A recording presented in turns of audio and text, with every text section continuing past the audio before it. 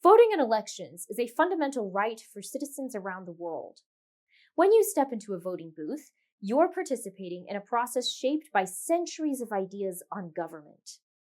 In fact, the ability to cast a vote or speak your mind about politics is rooted in the Enlightenment, a period in the 17th and 18th centuries when thinkers promoted reason, freedom, and fairness in government.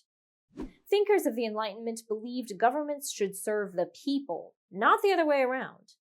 Their bold ideas about rights and representation laid the foundation for modern democratic governments.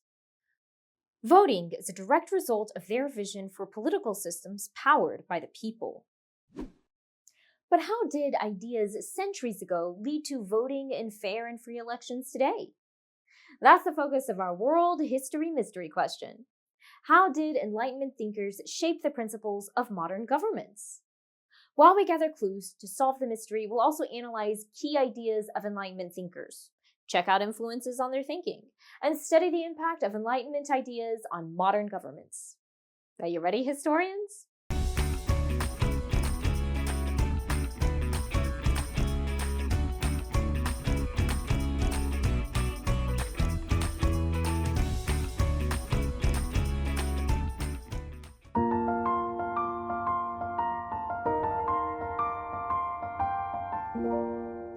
In government, should leaders have all the power? Or should the people have a say? These questions were at the heart of the Enlightenment, a time when great thinkers came up with bold ideas about fairness, freedom, and how societies and governments should work. So, let's meet some of these thinkers and check out their thoughts on government and society. John Locke believed that everyone has natural rights, like life, liberty, and property. He argued that governments should protect these rights. What do you think Locke said people should do if a government doesn't protect those rights? If a government fails to protect those rights, Locke believed that people should change or replace that government. At a time when monarchs ruled with total power, Locke's ideas were revolutionary. Jean-Jacques Rousseau had a different idea. He believed in a social contract, an agreement where people give up some freedom in exchange for safety and order. Under the social contract, citizens agree to laws and limits so society can function fairly and safely. In return, the government must act in the best interest of the people, protecting their natural rights. A modern example would be security measures at airports. Sure, they're inconvenient, which limits our freedoms a bit, but they help keep us safe, which is a government service in the people's best interest. Voltaire championed freedom of speech and religion. He believed everyone should have the right to express their opinions, even if they disagree with the government. These freedoms are key to a fair and open society. Charles Montesquieu believed freedom was best protected by separating government power among different branches. Why do you think dividing government power into separate branches, rather than giving it all to one person, helps protect individual freedoms? Montesquieu believed governments should be divided into 3 branches to share power. These branches, like parts of a team, could watch each other and stop any one branch from becoming too powerful. This idea is called checks and balances. The system means that one branch can stop another from making unfair rules or taking too much control. Montesquieu thought this system would make governments fairer, more stable, and better at protecting people's rights. Think with me. What are some influences these Enlightenment ideas had on modern governments? Pause here to respond. We'll look at the impact of these ideas on modern governments in a moment. But all of these ideas, fairness, freedom, individual rights, and separating power, are essential to modern governments. Enlightenment thinkers applied them to debates about society and government, and they're still in use today.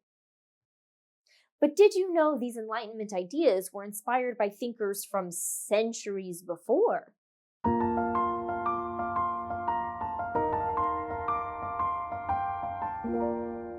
For centuries, people everywhere have thought about big ideas like leadership, freedom, and how to create a fair society. These ideas didn't begin with the Enlightenment. They have roots in earlier cultures.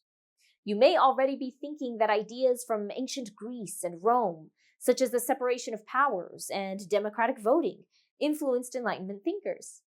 You're right.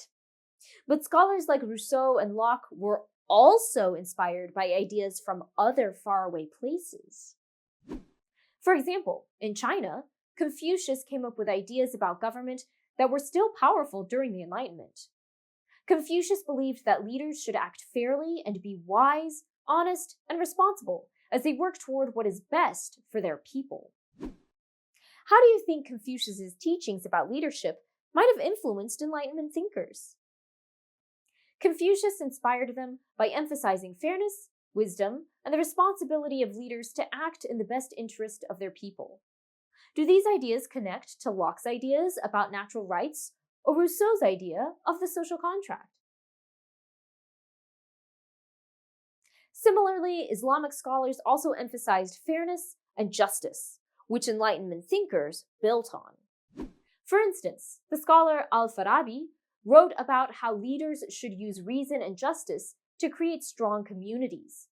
These principles inspired Enlightenment thinkers like Locke, who believed in fairness and protecting people's rights. Both Chinese and Islamic ideas showed that knowledge and good leadership could create better societies. Enlightenment thinkers combined these global ideas with their own, shaping how we think about fairness and freedom today. Why do you think it's important to understand that ideas from around the world helped shape the Enlightenment? Thinkers like Confucius and Al-Farabi provided foundational ideas that Enlightenment thinkers built upon, blending diverse cultural influences into a global vision of society.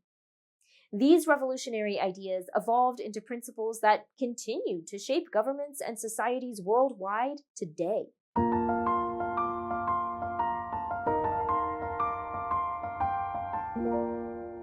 The Enlightenment wasn't just a time for big ideas. It was a time for big changes.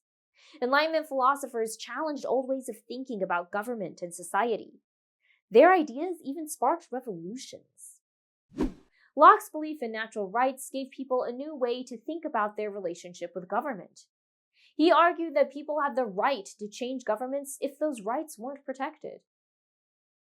His ideas influenced the American Revolution and the writing of the Declaration of Independence.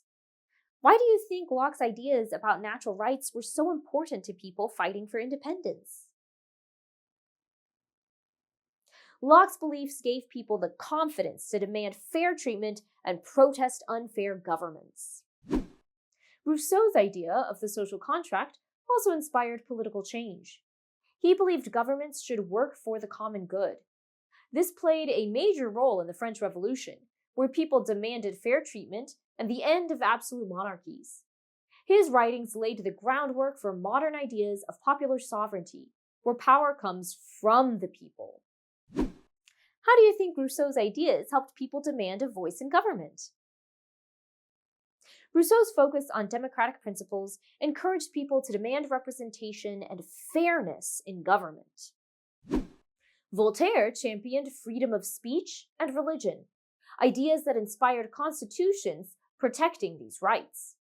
His belief in freedom of expression and separating church and state challenged the power of religious authorities in government. Today, these freedoms are written into laws, such as the First Amendment of the U.S. Constitution, and defended by democratic governments worldwide. Montesquieu advocated for the separation of powers, arguing that government should be divided into 3 branches to prevent any one person or group from gaining too much power. His ideas influenced the creation of the U.S. Constitution, which calls for 3 branches of government. Additionally, a system of checks and balances limit and separate government power and protect individual freedoms. Why do you think the 3 branches of the U.S. government's power are important for fairness? Montesquieu's system ensured governments could limit their own power, making them more accountable to the people. The Enlightenment helped people see that governments should protect individual rights and be fair. Which Enlightenment idea do you think has had the biggest impact on modern governments and why? Pause here to respond.